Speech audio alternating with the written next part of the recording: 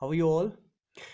तो आज जैसे कि मैंने कल प्रॉमिस किया था कि मैं कल क्लास 12th के लिए एक वीडियो लेक्चर लाऊंगा जिसमें मैं इम्पॉर्टेंट टॉपिक्स और एक्सपेक्टेड क्वेश्चंस जो क्लास 12th के बोर्ड्स जो आने वाले हैं बोर्ड एग्जाम्स, तो उसमें जोलॉजी का जो पार्ट है, जोलॉजी का जो पोर्शन है बायोलॉजी का, तो उसमें जो भी एक्सपेक्टेड क्वेश्चंस आने वाले हैं और वो एक्सपेक्टेड क्वेश्चंस किन टॉपिक्स में से आने वाले हैं, तो वो आज मैं यहाँ पर आपको नोट डाउन करा दूंगा। तो पहली अगर हम यूनिट फर्स्ट पर चलते हैं, तो यूनिट फर्स्ट जो रिप्रोडक्शन का है, तो उसमें जो जोलॉजी का पार्ट आता है तो ह्यूमन रिप्रोडक्शन आता है। और ह्यूमन रिप्रोडक्शन में सबसे इम्पॉर्टेंट जो हमारा क्वेश्चन बन जाता है वो हमारा बन जाता है मेल रिप्रोडक्टिव सिस्टम। तो मेल रिप्रोडक्टिव सिस्टम को लेके आप चलोगे और mail reproductive system that means आपको टेस्टी से स्टार्ट करना है, वो सारे पार्ट्स उसमें आने चाहिए। ठीक, गुड।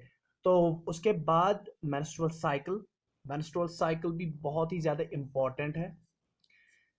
अब देखो यहाँ पर मैंने फीमेल रिप्रोडक्टिव सिस्टम क्यों स्किप किया है, क्योंकि देखो मेल रिप्रोडक्टिव सिस्टम के चांसेस आने के बहुत ज़्यादा है as compare to female reproductive system, क्योंकि फीमेल रिप्रोडक्टिव सिस्टम के रिलेटेड हमें दो तीन क्वेश्चंस बन जाते हैं ह्यूमन रिप्रोडक्शन में, जैसे कि मेंस्ट्रुअल साइकिल।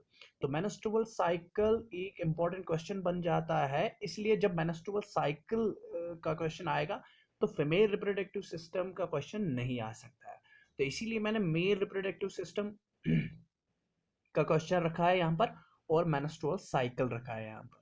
तो मेंस्ट्रुअल साइकिल वहाँ पर सिंपली पूछा जाएगा कि जो रिप्रोडक्टिव साइकिल इन फीमेल्स है आप उसको एक्सप्लेन करो। तो reproductive cycle in females is called as menstrual cycle. तो ये आपका एक्सपेक्टेड और बहुत ही ज़्यादा इंपॉर्टेंट क्वेश्चन बनने वाला है यहाँ पर रिप्रोडक्शन में।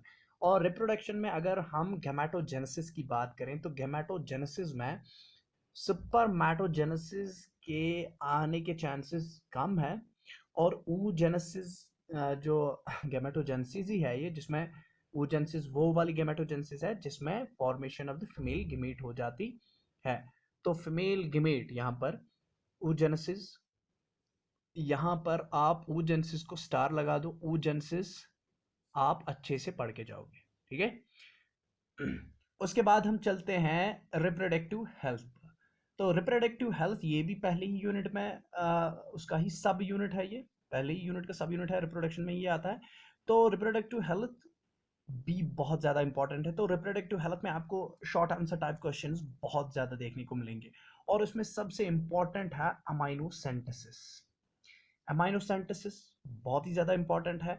और ये जो आईवीएफ है, in vitro fertilisation and gamete intrafallopian transfer, ये बहुत ज़्यादा इंपॉर्टेंट है। ठीक है, जो ये एआरटीज, हाँ, असिस्टेड रिप्रोडक्टिव टेक्नोलॉजीज में आईवीएफ और गिफ्ट हम यूज करते हैं, तो ये बन जाते हैं हमारे most important questions, IVF and gift. लेकिन ये शॉर्ट आंसर्स में पूछे जाएंगे या इन पर भी ऑब्जेक्टिव आता है।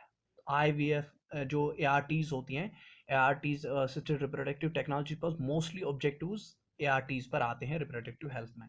तो आईवीएफ और गिफ्ट यहाँ पर मैंने लगा दिया है इसका। और अमाइनोसेंटेसिस, अमाइनोसेंटेसिस आपको क्वेश्चन में पूछा जाएगा, अमाइनोसेंटेसिस आपको क्वेश्चन पूछा जाएगा। आईवीएफ और गिफ्ट ये क्वेश्चन भी आ सकते हैं, शॉर्ट आंसर आ सकते हैं, या ये ऑब्जेक्टिव्स में आ सकते हैं। ठीक, अब मेडिकल टर्मिनेशन ऑफ प्रेगनेंसी ये भी है, ये भी इंपॉर्टेंट आपका बन रहा है, लेकिन इसमें सबसे ज्यादा जो मुझे इंपॉर्टेंट लग रहा है वो अमाइनोसेंटेसिस है। और आईयूडीज, जो कंट्रासेप्टिव्स, बर्थ कंट्रोल मेजर्स जो हैं, तो बर्थ कंट्रोल मेजर्स में ही ये जो केमिकल मेथड्स होते हैं, आईयूडीज और ऑरल पिल्स, इंट्रायूटेरिन डिवाइसेस और ऑरल पिल्स का भी हम इस्तेमाल करते हैं, तो ये हमारा इंपॉर्टेंट क्वेश्चन बन जाता है। तो बर्थ कंट्रोल मेजर्स में या कंट्रासेप्शन में हमें आईयूडीज और ऑरल पिल्स और इसी के साथ वहां पर कॉपर टी है, तो वहां पर ऑब्जेक्टिव भी इस वाले टॉपिक से आएंगे, प्लस इस वाले टॉपिक पर जो बर्थ कंट्रोल मेजर्स या कंट्रासेप्शन जो मेथड्स हैं, उन पर उनको आपको अच्छे से पढ़ के जाना है, तो उस पर क्वेश्चन भी आ सकता है और उस पर ऑब्जेक्टिव्स भी आ सकते हैं। तो उसके बाद चलते हैं हम जेनेटिक्स एंड एवोल्यूशन पर। तो genetics and evolution unit second है। जेनेटिक्स एंड एवोल्यूशन में मैं जोलॉजी का पोर्शन ले रहा हूँ यहाँ पर। तो जेनेटिक्स एंड एवोल्यूशन में आप हीमोफीलिया, ठीक है, कलर ब्लाइंडनेस, हीमोफीलिया और कलर ब्लाइंडनेस। अब मैं यहाँ इन दोनों में से किसी को स्किप नहीं करूंगा क्योंकि both are expected questions, haemophilia and colour blindness. Down's syndrome, उसके बाद टर्नर्स और कैल्नेफेल्टर सिंड्रोम से ज्यादा इंपॉर्टेंट डाउनर सिंड्रोम ही है, ठीक। और उसके बाद ये आप लिख डालो, अगर आप प्रीवियस एग्जाम्स भी देखोगे तो होमोलॉगस एंड एनालॉगस ऑर्गन्स आते हैं। तो ये आपका कंफर्म सा क्वेश्चन बन जाता है, होमोलॉगस एंड एनालॉगस ऑर्गन्स किसमें, एवोल्यूशन में, जेनेटिक्स एंड एवोल्यूशन में।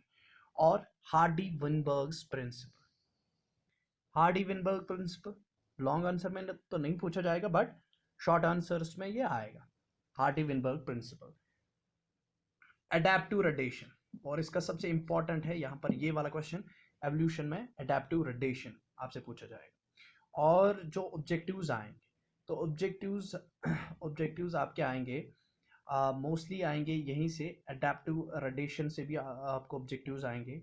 आपको यहाँ सिंड्रोम्स, क्रोमोसोमल जो एबरेशंस होती है, या for example cry do chat syndrome, वो डिलीशन ऑफ क्रोमोसोम किस वाले क्रोमोसोम से होती है, ठीक। तो ऑब्जेक्टिव्स, लेकिन जेनेटिक्स में उतने सारे ऑब्जेक्टिव्स एक्सपेक्टेड नहीं है कि, लेकिन इसमें क्वेश्चंस आ सकते हैं आपके आराम से।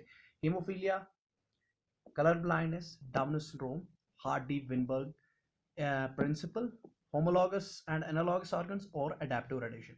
सबसे मोस्ट इंपॉर्टेंट ये है। बस अगर आप इतना ही पढ़ोगे जोलॉजी पार्ट का तो ये भी ठीक है।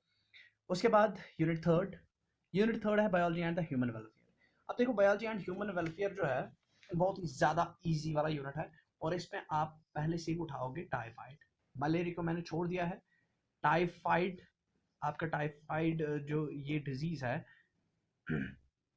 Causative organism, how it is spread, and इसके कंट्रोलिंग मेजर जो हैं वो आपको याद रखने हैं टाइफाइड के। तो एड्स, ठीक है, एड्स, ये भी, इस पर भी क्वेश्चंस आ सकते हैं। And vaccines, most important is the vaccines. तो vaccines, types of vaccines, vaccines क्या है, वैक्सीनेशन क्या होती है, वैक्सीन्स किस किस्म के वैक्सीन्स होते हैं, और वैक्सीन्स हम कैसे बनाते हैं, ठीक है। तो ये एक फुल फ्लैज्ड क्वेश्चन बन जाता है यहाँ पर, वैक्सीन्स। और ड्रग एंड अल्कोहल अब्यूज, जो ड्रग और अल्कोहल अब्यूज हम करते हैं तो उस पर क्वेश्चन यहाँ पर आएगा। ये वाला टॉपिक भी बहुत ज़्यादा इंपॉर्टेंट है, अल्कोहल एंड ड्रग अब्यूज़। तो यहाँ पर मैंने पर्टिकुलरली अल्कोहल अब्यूज़ लिखा है क्योंकि इसके फिर साइड इफ़ेक्ट्स, ठीक है, इस पर सोशल जो इथिकल इश्यूज भी आ जाते हैं, इसमें बहुत सारे कुछ आ जाता है इसके रिलेटेड, अल्कोहल अब्यूज़ के रिलेटेड। तो ये वाला क्वेश्चन बहुत ही ज़्यादा इंपॉर्टेंट बन जाता है। और सबसे लास्ट वाला जो यूनिट है जो हमारे बायोलॉजी पार्ट में आता है, ये जोलॉजी पार्ट में आता है, तो वो है बायोटेक्नोलॉजी एंड इट्स एप्लीकेशन। अब ये वाला यूनिट किसी को भाई छोड़ना नहीं है, ये यूनिट सबसे इम्पोर्टेंट यूनिट हमारा बन जाता है। जैसे कि अगर आप बॉटनी का ले लोगे तो बॉटनी का जो लास्ट वाला यूनिट है इकोलॉजी, वो भी बहुत ज़्यादा इंपॉर्टेंट है। इसी तरीके से बायोटेक्नोलॉजी एंड इट्स एप्लीकेशन, इसमें सीधे आपको क्वेश्चंस आएंगे, सीधे क्वेश्चंस आएंगे। ये वाला unit from first point two last point आपको पढ़ना है। इसमें ह्यूमन जीनोम प्रोजेक्ट, ये ह्यूमन जीनोम प्रोजेक्ट एक फुल फ्लेजेड क्वेश्चन आ जाता है। PCR reaction, polymerase chain reaction, ठीक है। वेक्टर्स, क्लोनिंग वेक्टर्स आपने इसमें पढ़े होंगे, मैंने पढ़ाए भी हैं। Cloning vectors, PCR, polymerase chain reaction, तो ये बहुत ही इंपॉर्टेंट होने वाले हैं। और इसमें ऑब्जेक्टिव्स भी ऐसे ही क्लोनिंग वेक्टर्स आएंगे, प्लाज्मिड्स होते हैं, या PBR322, बहुत सारे ऐसे वेक्टर्स हैं उन पर ऑब्जेक्टिव्स भी आ सकते हैं। तो वेक्टर्स यहाँ पर आ गए, पीसीआर, पॉलीमरेज चेन रिएक्शन एक लॉन्ग टाइप क्वेश्चन बन जाता है हमारा। ह्यूमन जीनोम प्रोजेक्ट, ठीक। जीन थेरेपी, अब जीन थेरेपी इंपॉर्टेंट है, जीन थेरेपी यहाँ पर इंपॉर्टेंट है। और जेनेटिकली मॉडिफाइड ऑर्गेनिजम्स के advantage of genetically modified organisms, ठीक है। और यहाँ पर हमारा बन जाता है एक important question, that is BT cotton, तो जिसमें वो क्रायोजीन का कंसेप्ट आता है। तो बीटी कॉटन हमारा सबसे इंपॉर्टेंट बन जाता है यहाँ पर ह्यूमन इंसुलिन भी, लेकिन ह्यूमन इंसुलिन से ज्यादा इंपॉर्टेंट बीटी कॉटन है। और यहाँ पर एक और क्वेश्चन यहाँ पर इंपॉर्टेंट है, that is DNA fingerprint. DNA fingerprint, fingerprint, ठीक है। तो ये सारे टॉपिक्स हैं और ये एक्सपेक्टेड क्वेश्चंस इन्हीं से आने वाले हैं। तो सबसे मोस्ट इंपॉर्टेंट अगर मैं जोलॉजी पार्ट में बोलूंगा कि यूनिट कौन सा बन जाता है, तो ह्यूमन रिप्रोडक्शन, ठीक है, ह्यूमन रिप्रोडक्शन और हमारा ये वाला part biotechnology and its application. ये दो यूनिट्स बहुत ज़्यादा इंपॉर्टेंट है। एक तो ह्यूमन रिप्रोडक्शन वाला यूनिट बहुत ज़्यादा इंपॉर्टेंट है, और उसके बाद है बायोलॉजी एंड ये बायोटेक्नोलॉजी एंड इट्स एप्लीकेशन। वैसे मैंने सारे यूनिट्स में आपको बोल दिया है कि टॉपिक्स कौन कौन से सबसे ये है बेस्ट टॉपिक्स हैं जहाँ से, या मोस्ट इंपॉर्टेंट टॉपिक्स है जहाँ से एक्सपेक्टेड क्वेश्चंस आने वाले हैं। तो आई होप कि आपको ये वीडियो अच्छा लगेगा, and you will post A like on this video and you will share this video more and more, ठीक है। तो good luck, best of luck for the exams.